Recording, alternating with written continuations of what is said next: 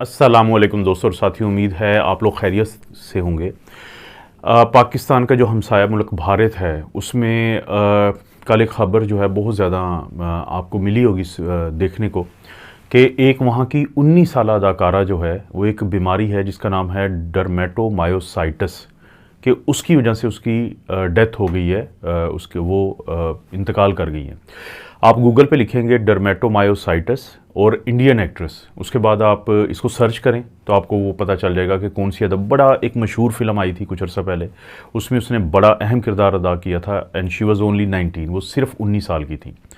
वो इस बीमारी से इनकी डेथ हो गई, तो जिसके बाद से लोग बहुत ज़्यादा इस बीमारी के बारे में बातें कर रहे हैं, पूछ रहे हैं कि ये क्या बीमारी होती है।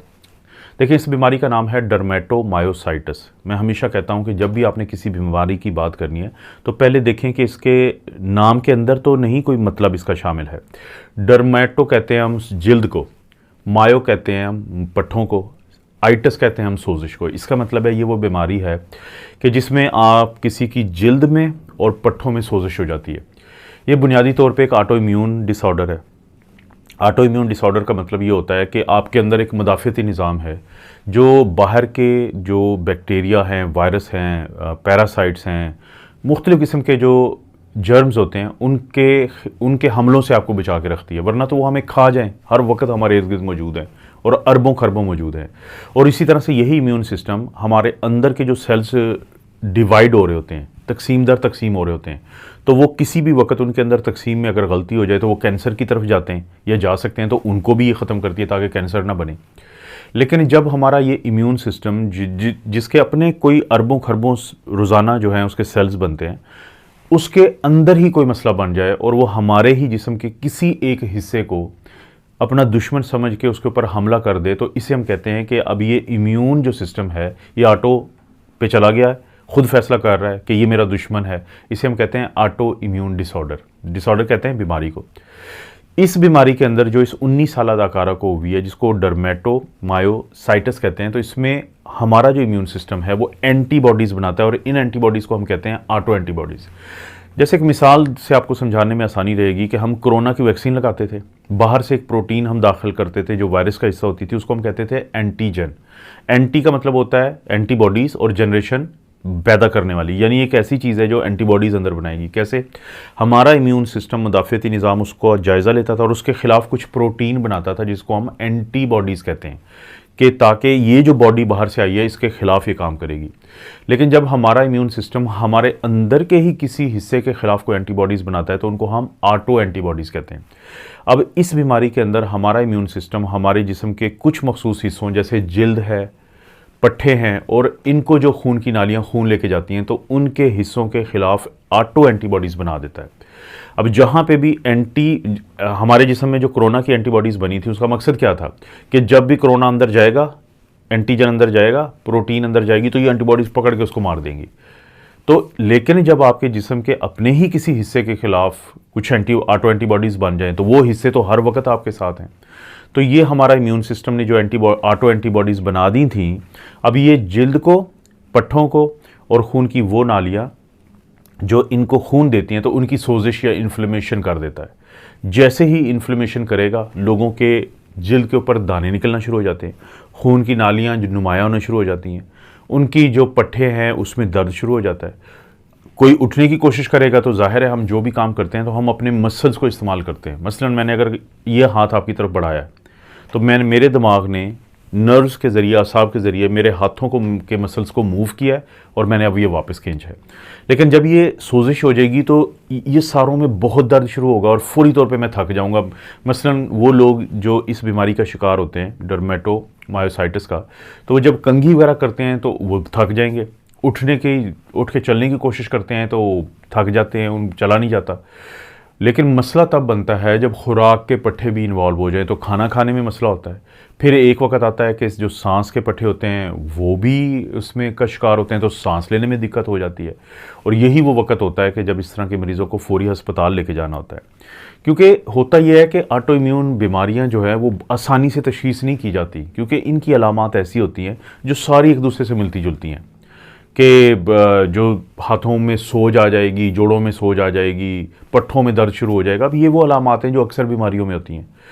तो जब तक इन लोगों की तशख़ीस होती रहती है तो उस वक़्त तक इतना नुकसान हो चुका होता है कि जो कि इस अदाकारा का हुआ है, या खुद देखते रहते हैं हम पिछले दिनों हमारे खुद एक जानने वाले जो हैं, तो उनके साथ ये हो चुका है कि वो ऑटो इम्यून डिजीज़ उनको भी जब तक पता चलता रहा तो वो वेंटिलेटर पे गए और सर्वाइव नहीं। जो तशख़ीस के लिए हम इसके टेस्ट करवाते हैं उसमें सबसे जो बेहतरीन टेस्ट कहा जाता है वो तो बायोप्सी होता है, कि ये जो पट्टे होते हैं उनका कुछ मवाद लिया जाता है और उसका लेबॉर्ट्री में तज्जिया किया जाता है और उसमें देखा जाता है कि क्या तब्दीलियाँ हैं। लेकिन इसके साथ साथ कुछ बुनियादी टेस्ट भी कर लिए जाते हैं। जैसे एक टेस्ट होता है जिसको हम इलेक्ट्रोमायोग्राफी कहते हैं। जैसे ECG भी एक इलेक्ट्रो है कि उसकी हम पट्टी निकालते हैं, मायो कहते हैं पट्टे को, ग्राफी कहते हैं तस्वीर लेना। तो इलेक्ट्रिकल एक्टिविटी जो पट्टों के अंदर होती है उसका जायज़ा लिया जाता है EMG स्टडी के ज़रिए।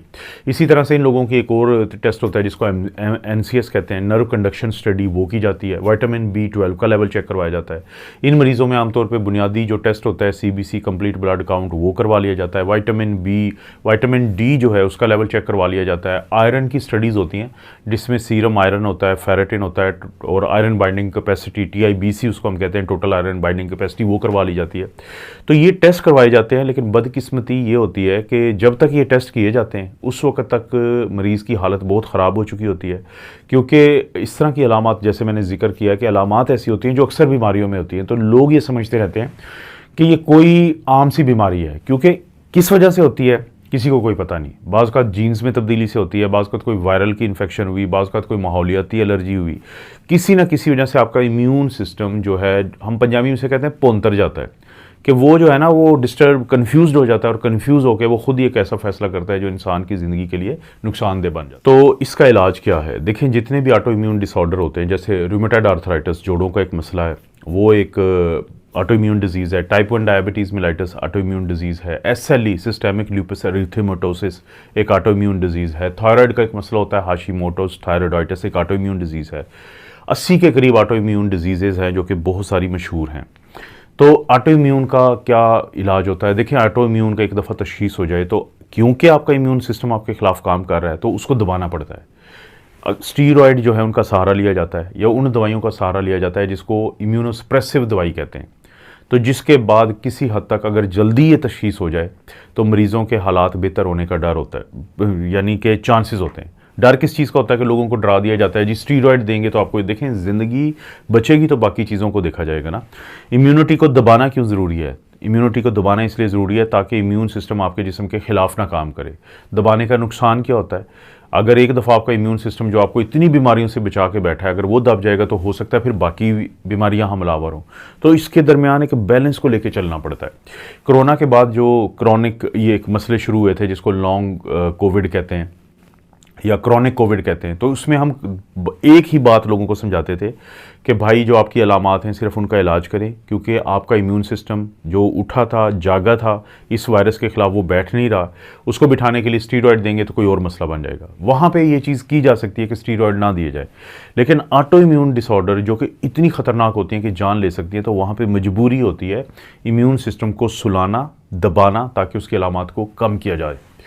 कोशिश क्या होती है इस तरह की वीडियोस की कि अगर किसी सेलिब्रिटी को कोई ऐसी बीमारी हुई है जिसके बारे में बात की जा रही है, तो उस बीमारी के बारे में बुनियादी बातें करके हम इन बीमारियों को समझने की कोशिश करें, ताकि अगर हमारी फैमिली में हमारे किसी प्यारे को कोई भी ऐसा मसला है तो उसको हम वक्त पे पकड़ें और जो डॉक्टर उनका इलाज करें तो हमें भी सूझबूझ हो कि हाँ ये इसी तरह इलाज होता है, ऐसी तशख़ीस होती है, यही मसाइल होते हैं और इसके साथ ही चलना पड़ता है। आपको पता है दोस्तों, इस चैनल पर इस तरह की वीडियोस मिलती रहती है। वीडियो को लाइक करें, चैनल को सब्सक्राइब करें। कोई वीडियो अच्छी लगती है तो दोस्तों रिश्तेदारों से शेयर करने के लिए नीचे ऑप्शन को ज़रूर इस्तेमाल करें। आप अपना और अपनी फैमिली का ख्याल रखें। अल्लाह ताला आपको और आपकी फैमिली को हर किस्म की बुराई, बीमारी और आजमाइश से महफूज रखें।